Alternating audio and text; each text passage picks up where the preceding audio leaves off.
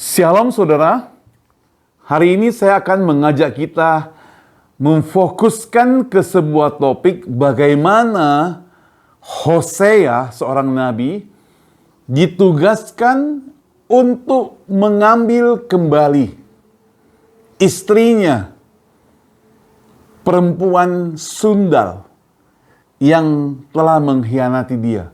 Bukan sekali, tapi berkali-kali, 3 kali.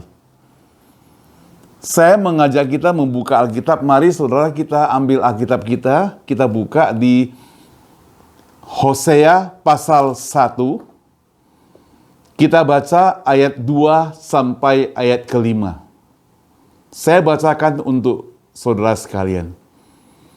Ketika Tuhan mulai berbicara dengan perantaraan Hosea, berfirmanlah ia kepada Hosea, "Pergilah, kawinilah seorang perempuan sundal dan peranakanlah anak-anak sundal, karena negeri ini bersundal hebat dengan membelakangi Tuhan."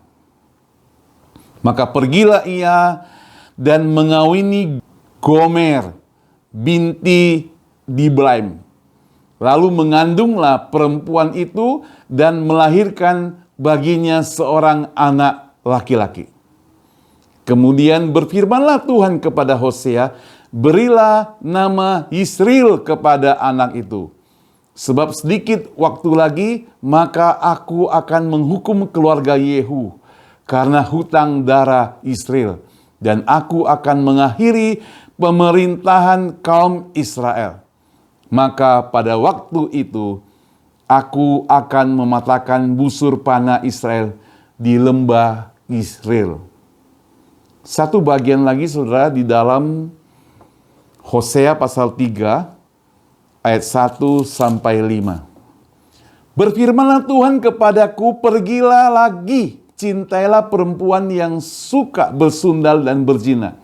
Seperti Tuhan juga mencintai orang Israel, sekalipun mereka berpaling kepada Allah-Allah lain dan menyukai kue kismis. Lalu aku membeli dia bagiku dengan bayaran 15 sikal perak dan 1,5 homer jelai. Aku berkata kepadanya, lama engkau harus diam padaku dengan tidak bersundal dan dengan tidak menjadi kepunyaan seorang laki-laki. Juga aku tidak akan bersebu dengan engkau. Sebab lama orang Israel akan diam dengan tidak ada raja, tiada pemimpin, tiada korban, tiada tugu berhala, dan tiada efod dan terafim. Sesudah itu orang Israel akan berbalik dan mencari Tuhan, Allah mereka, dan Daud raja mereka.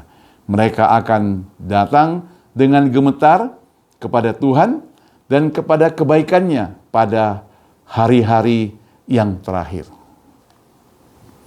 Kita berdoa saudara. Bapa di surga, Tuhan Yesus, tolonglah Tuhan. Kami telah membaca firman Tuhan ini, sekarang kami merenungkan, pakailah hidup kami, supaya kami boleh mengerti firman Tuhan ini. Di dalam nama Tuhan Yesus kami berdoa. Amin. Saudara, diceritakan ada seorang nabi yang bernama Hosea di sini. Kalau saudara baca ulang kembali, Hosea itu diminta untuk mengawini perempuan sundal. Dan dia lakukan itu. Singkat cerita, perempuan itu tetap kembali kepada masa lalunya dan diminta kepada Hosea untuk merebut kembali. Artinya apa?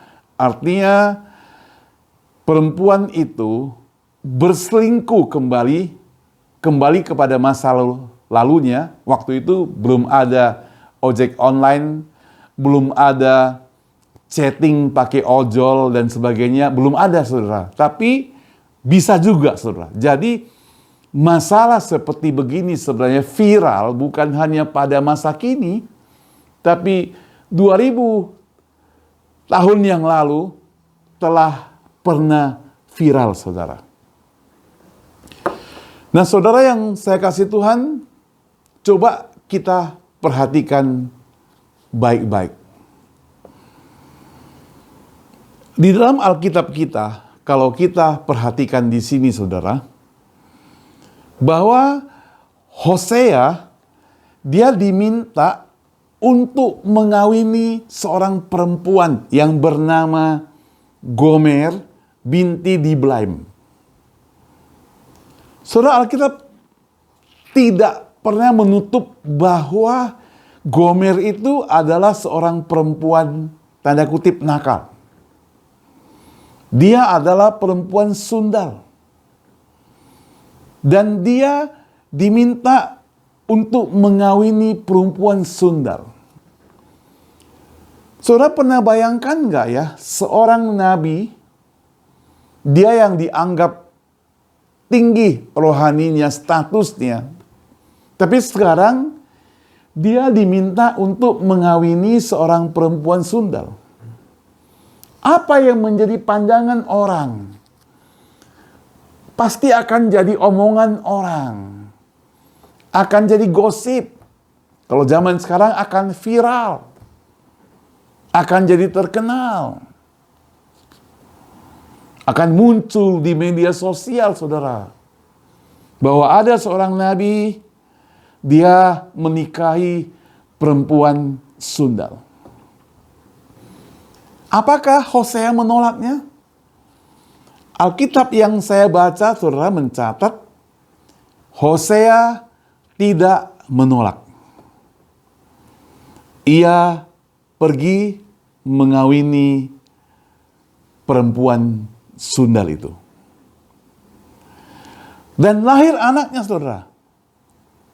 Di ayat keempat, pasal 1 dikatakan, berilah nama Yisrael kepada anak itu, sebab sedikit waktu lagi, maka aku akan menghukum keluarga Yehu karena hutang darah Yisrael, dan aku akan mengakhiri pemerintahan kaum Israel. Jadi disertai dengan tanda-tanda seperti begitu.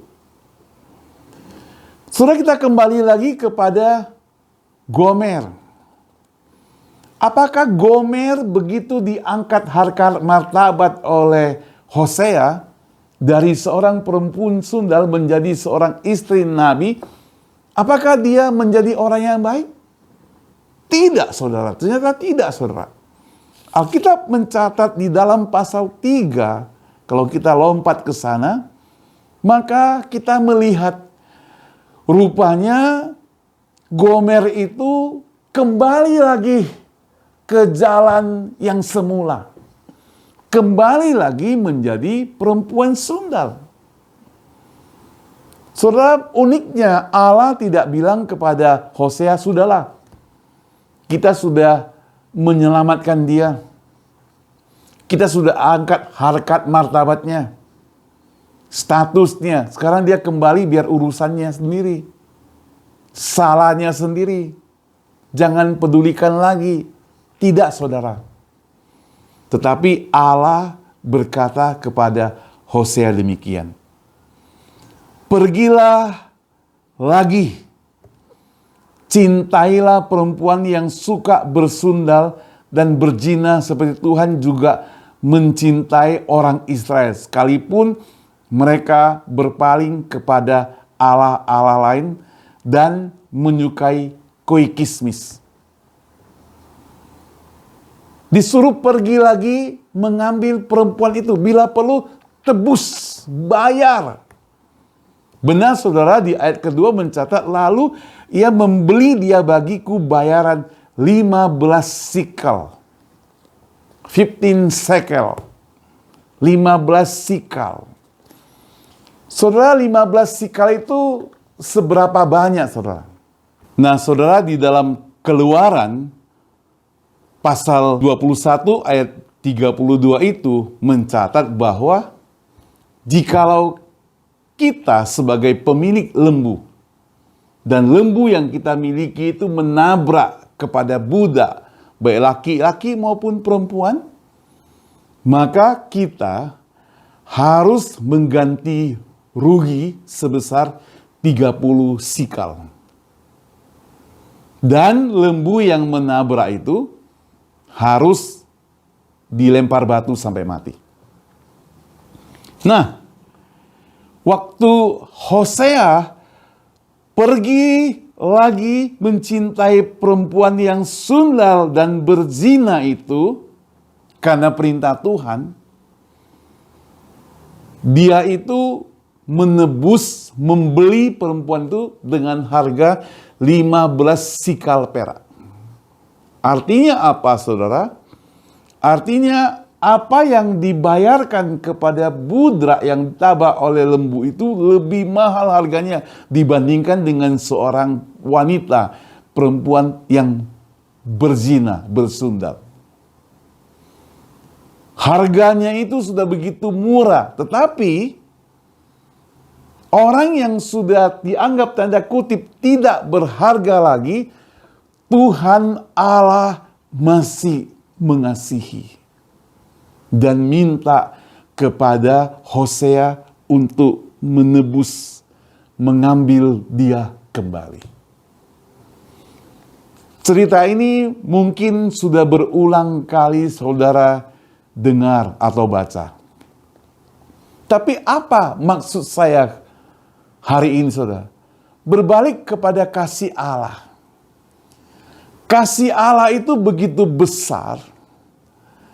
Dia itu mengorbankan anaknya yang tunggal dengan harga yang tiada terbatas. Bukan sekedar 15 sikal, bukan sekedar 30 sikal, tetapi tidak bisa dihitung, unlimited price, harga yang tidak terhingga.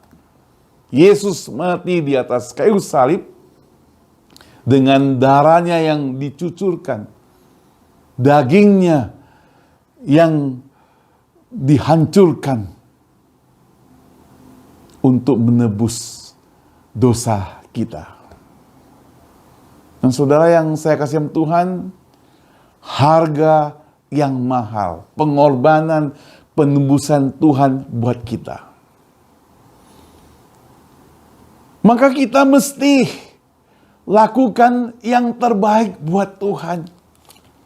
Kalau hari ini sampai detik ini kita ini masih diberikan kehidupan yang hidup kita barangkali tidak ada artinya dibandingkan dengan Gomer, itu berarti kita hidup dalam anugerah Tuhan. Kita mesti lakukan yang terbaik buat dia. Biar Tuhan tidak katakan percuma aku menebus dia. Sudah mati di atas kayu salib, tapi hidupnya tidak pernah berubah. Tuhan tidak pernah katakan demikian. Dia mau kita berubah. Tuhan diam. Dia mau kita meresponi berubah. Perubahan kita itu harus total. Dengan harga kita harus berubah 180 derajat. Karena Tuhan Allah kita ingat, Yesus mengasihi kita. Bahkan perempuan sundal aja dikasihi. Itu sebab saudara, jikalau hari ini Anda dimanapun berada mendengarkan saya ingin katakan kepada Anda bahwa siapapun kita, persoalan apapun yang kita hadapi, baik dalam keluarga kita, masalah keuangan, masalah perusahaan, masalah pekerjaan, masalah keluarga, masalah dengan anak-anak, masalah perkawinan, dan masa depan kita, semuanya itu dapat diselesaikan oleh Tuhan. Dan sekalipun kita perlu garis bawahi, kalau itu pun belum terselesaikan, kita juga perlu ingat bahwa Tuhan itu tetap mengasihi kita. Karena apa? Karena dia masih memberikan kehidupan kepada kita. Saudara, hari ini kalau kita bisa hidup di dunia ini anugerah Tuhan. COVID itu 2 tahun lebih, saudara. Banyak orang yang dikasihi Tuhan sudah kembali kepada Tuhan. Hari ini kita atas anugerahnya diberikan hidup. Apa yang kita harus lakukan? Apakah kita menyepelekan semuanya ini? Saudara, saya tahu mencari uang itu penting. Apalagi teman-teman kami yang berdomisili di Amerika. Mereka kerja keras mencari uang, mencari dolar. Bahkan hari Minggu juga bekerja. Penting. Tetapi saudara, Tuhan Allah katakan jangan kita tamak. Firman Tuhan katakan jangan kita serakah. Lihat orang Israel waktu mereka dalam perjalanan padang belantara bebas dari Mesir menuju Kanaan. Apa yang mereka alami? Mereka dapat makanan.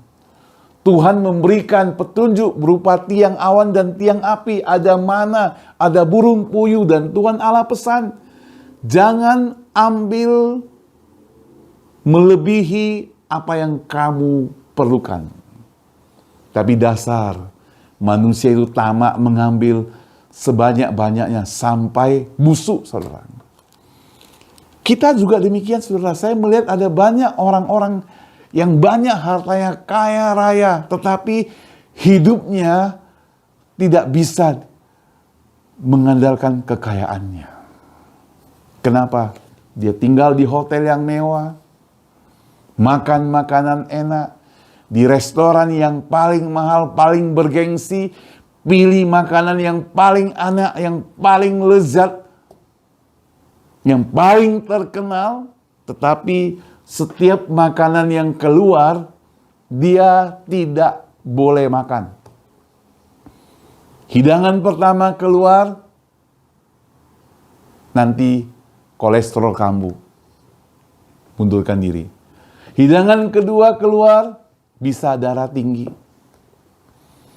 Hidangan ketiga keluar, awas, nanti asam lambung kena.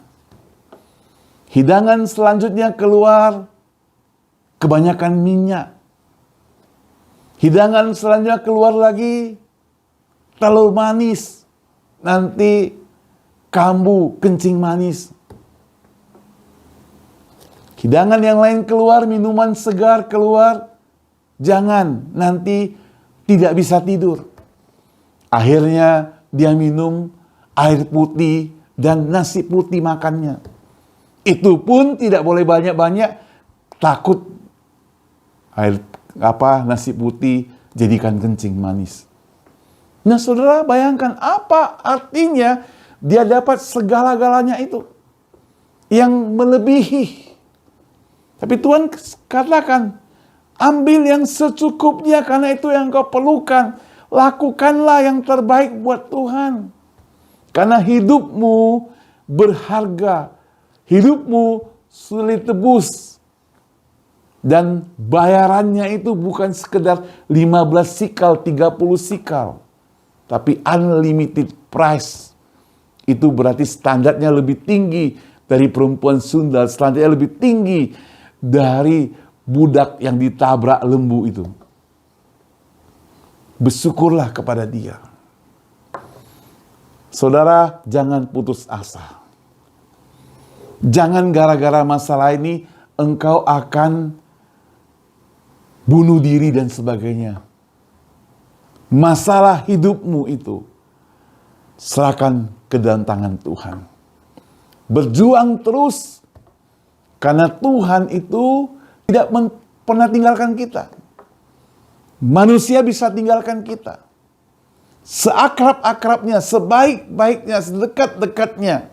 Bahkan engkau pernah membantu dia, menolong dia. Itu pun dia bisa tinggalkan engkau. Jangan percaya kepada manusia. Percayalah kepada Tuhan. Bersandar kepada Dia sepenuhnya. Niscaya, saudara, engkau akan diangkat harkat martabatnya kembali. Engkau tidak akan dipermalukan. Karena orang yang bersandar kepada Tuhan sepenuhnya tidak akan sia-sia hidupnya. Bahkan kalau dia jatuh pun tidak akan tergeletak. Tapi dia akan bangkit kembali, akan kuat kembali, akan maju kembali. Kita berdoa. Bapa di surga, pakailah hidup kami ini Tuhan. Seringkali karena ketidakmampuan kami pikir kami ini orang tidak berguna. Padahal kami adalah orang yang sangat berguna.